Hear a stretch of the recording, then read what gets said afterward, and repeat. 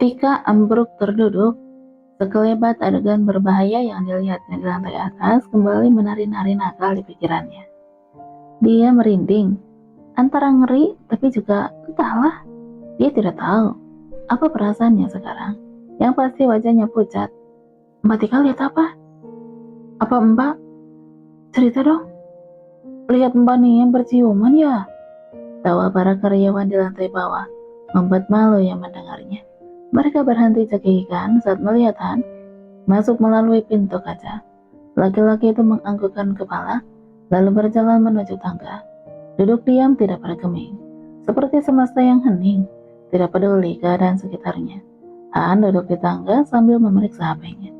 Dia mendengar suara pelan dari lantai 2, tapi tidak ada reaksi apa-apa di wajahnya. Tuan, apa Anda mau makan pizza atau minum sesuatu? Tika mendekati Han, laki-laki itu mendongak. Tidak, terima kasih, nikmati aja makanannya. Baiklah. Tika berlalu kembali, berkumpul bersama karyawan yang lain, membereskan semua sisa pekerjaan. Dia melirik sekretaris Han yang memandang HP-nya dengan khusyuk, tidak peduli dunia sekitarnya. Dia juga terlihat sangat tampan, tapi juga sangat dingin. Tapi Mbak Nia juga tidak pernah menyebutkannya dalam ceritanya. Apa dia bukan orang yang terlalu penting ya? Sudahlah, apa yang sedang terjadi di lantai atas ya? Tika menahan tawa sendiri. Mungkin tidak akan ada yang menarik dalam kehidupannya. Sekretarisan, laki-laki penuh misteri. Siapa dia? Apa yang dilakukannya setelah dia menjalankan rutinitas harinya?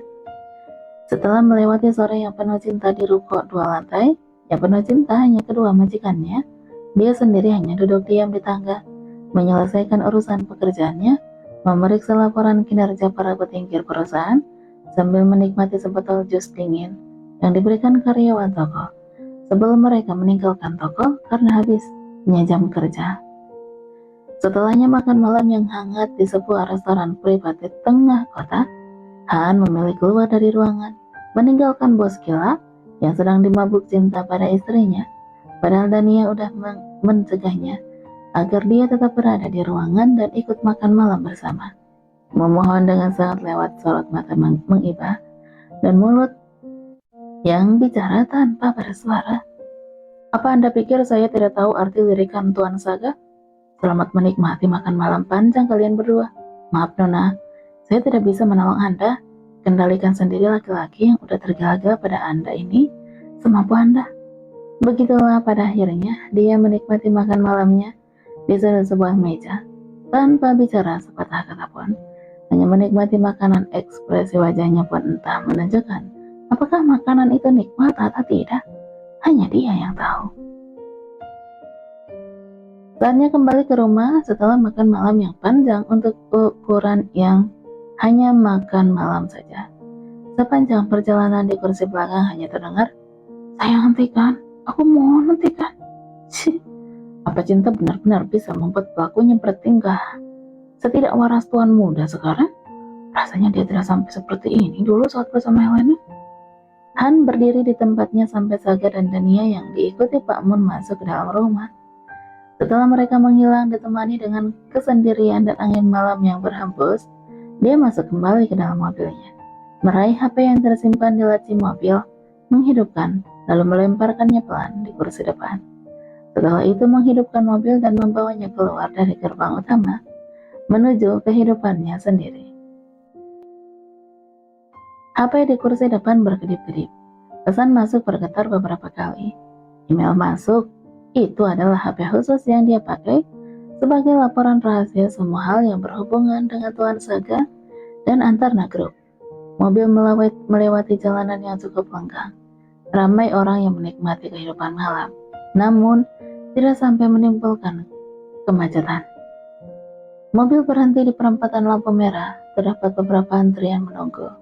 Han mengetukkan tangannya beberapa kali sambil melirik lampu yang belum berubah warna.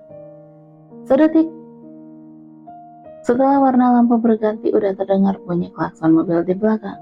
Wahai penduduk bumi, mbok ya sabar, kalau lampu baru ganti warna, gak usah pada ribut klakson juga.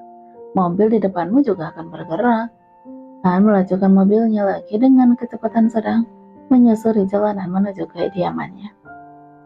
Sampailah di area parkir sebuah apartemen mewah di kawasan elit kota. Seorang petugas keamanan yang menganggukkan kepalanya sopan ketika Han melewatinya. Han hanya menggerakkan tangannya membalas sapaan itu. Dia memasuki area lobi dan menuju lift. Lift khusus menuju lantainya. Tunggu, apa dia pemilik seluruh lantai yang ada di gedung ini? Entahlah, bahkan gajinya di antara grup saja masih menjadi misteri kan? Sambil menunggu lift mengantarkan ke lantainya, dia membuka HP khususnya. Laporan mengenai perusahaan, dia membacanya tanpa bergeming. Bahkan air mukanya tidak berubah. Lift terbuka, dia berjalan menuju satu-satunya pintu yang ada di lantai ini. Ya, satu lantai di gedung ini hanyalah rumahnya. Han memasuki rumahnya. Lampu sensor menyala saat dia melepaskan sepatu, menghidupkan beberapa lampu di ruang utama, mengendurkan dasi jasnya, lalu duduk di meja di dekat dapur, meletakkan kunci mobil dan 2 buah HP di sana. Melihat tuan muda jatuh cinta untuk kedua kalinya, aku pikir awalnya mustahil, tapi ternyata dia benar-benar bisa merubahnya ya. Dan ya, rambut bergelombang, tubuh yang mungil. Sebenarnya daya tariknya itu di mana sih? Sampai Tuan Saga tergila-gila. Apa di mulutnya yang pandai sekali bicara itu? Terdengar Han mendesah sebelum memasuki kamar mandi. Cukup lama dia menghabiskan waktu di kamar mandi. Melebihi Tuan Putri saja.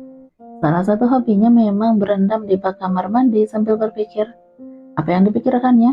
Hanya Tuhan yang tahu.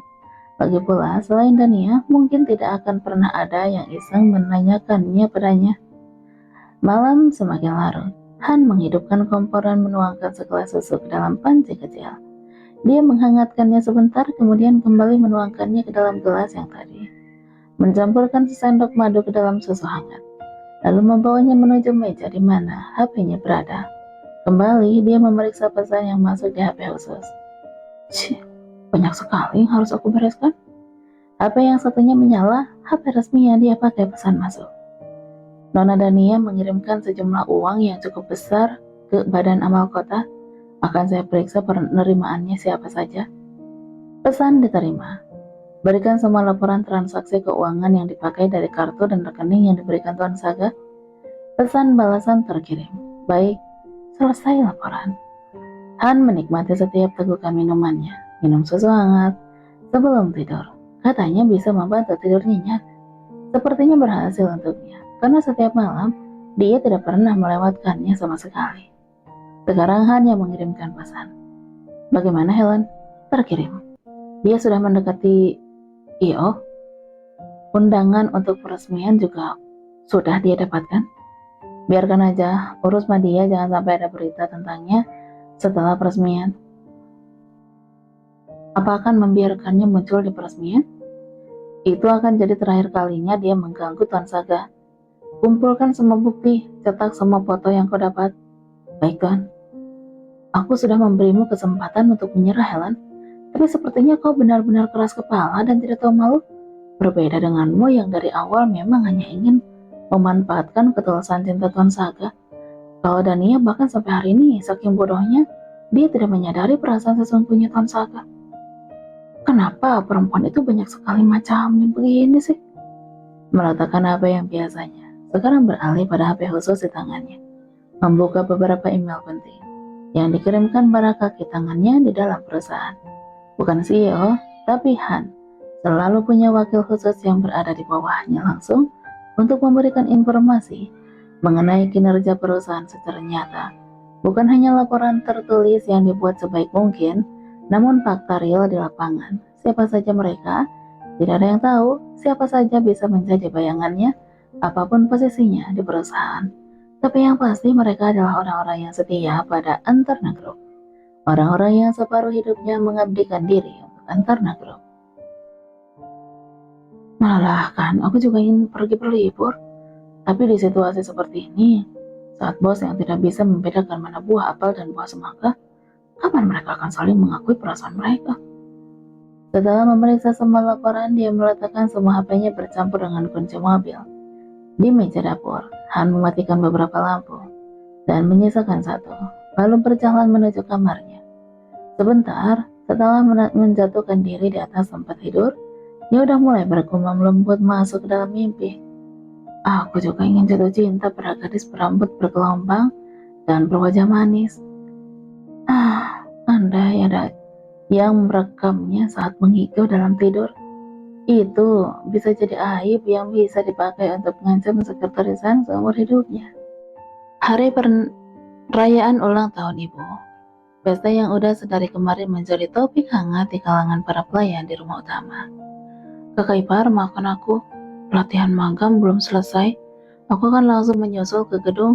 Kakak ipar, tegakkan kepala kakak ipar. Kalau ada yang mengganggu kakak ipar, catat aja siapa dia. Aku akan membalaskan dendam kakak ipar. Atau kalau tidak, pakai senjata mematikan kakak ipar. Bicara untuk menghantamnya. Kalau bertemu Kak Helen, jangan pedulikan dia. Aku akan menyusul nanti.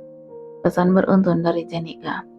Anak ini memangnya mulutku mematikan itu apa? Kakak ipar, maafkan aku tidak bisa pergi bareng. Aku akan menyusul langsung ke gedung. Pacarku sedang sidang skripsi, dia merengek minta aku menunggunya. Aku mendukungmu kakak ipar.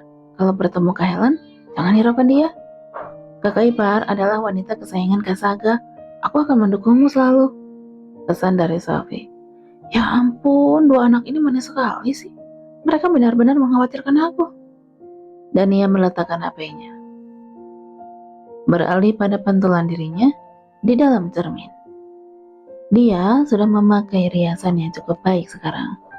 Kemampuan berdandannya walaupun hanya beberapa kali mengikuti kelas make up, sepertinya sudah melewati tingkat dasar dan menuju perkembangan yang sangat baik. Ini menurutnya sendiri loh, jangan diukur dari standar kalian make up nasional ya.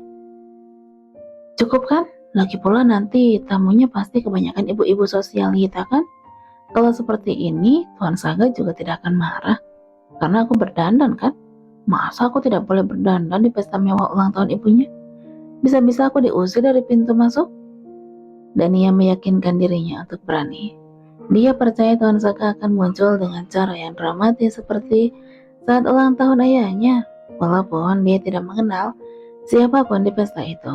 Bukankah dia hanya perlu menunggu sampai Jen dan Sophie datang? Baiklah, beranikan dirimu Dania. Makan saja dan tunggu sampai Jen dan Sophie datang.